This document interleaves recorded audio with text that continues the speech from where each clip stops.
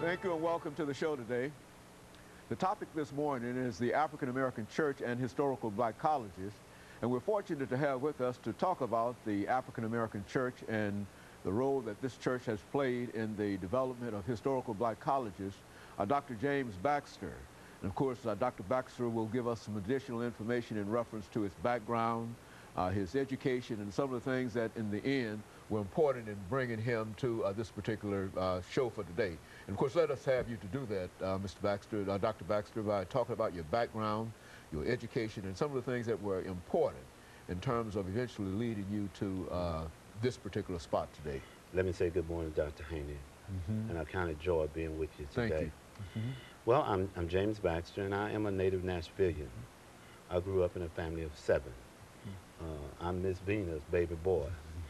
My mother was very religious. I came out of a Christian home. I'm a graduate of Lane College in Jackson, Tennessee, and I hold a master's and a doctoral degree from Tennessee State University. And yes, I'm so glad I went to TSU. I am a public educator. I teach at Hillsborough High School, world history and world geography. I also teach in the evening school at Tennessee State University, where I teach American history. I'm also a member of the clergy. I am a preacher, not pastoring. The Lord has blessed me and saw fit to place me on sabbatical leave.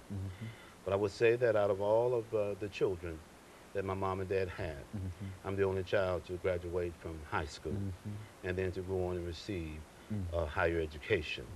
So the Lord has certainly been good, and I thank him for all that he's done in my life.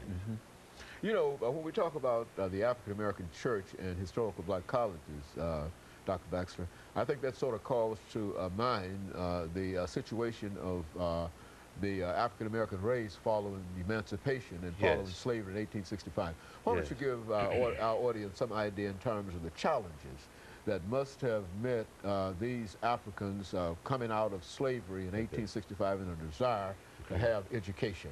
Well, Dr. Haney, if we look at America during the antebellum period, more specifically the slave era, we know that every southern state participating in that particular institution or the peculiar institution of slavery, it was prohibited for a slave to learn how to read and write. Knowledge then and still is today is power. So the major goal of every slave master was to keep the slave enslaved, to keep him ignorant, and then to indoctrinate his mind that he was to obey his master, that an evil curse had been placed upon him.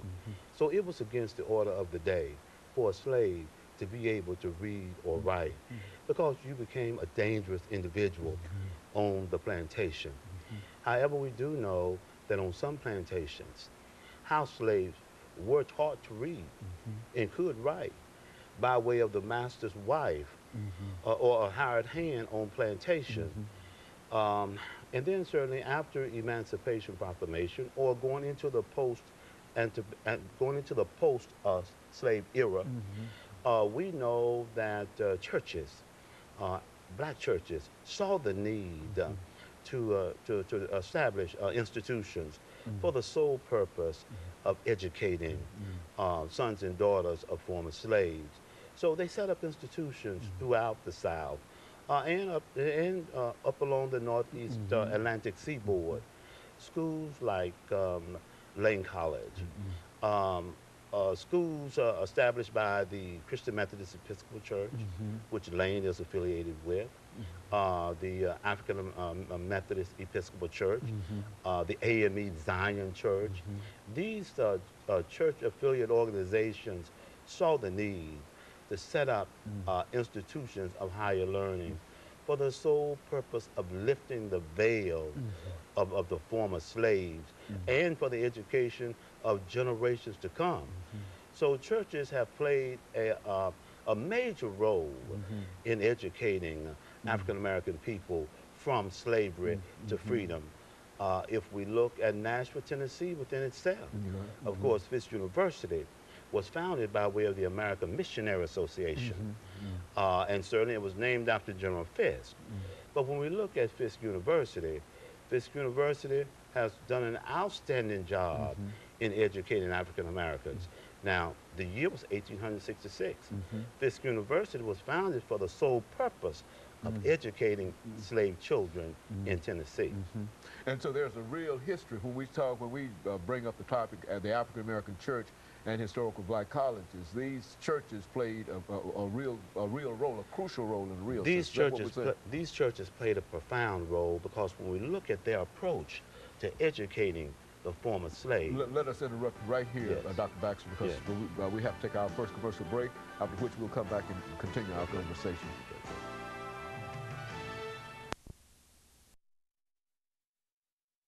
The topic is the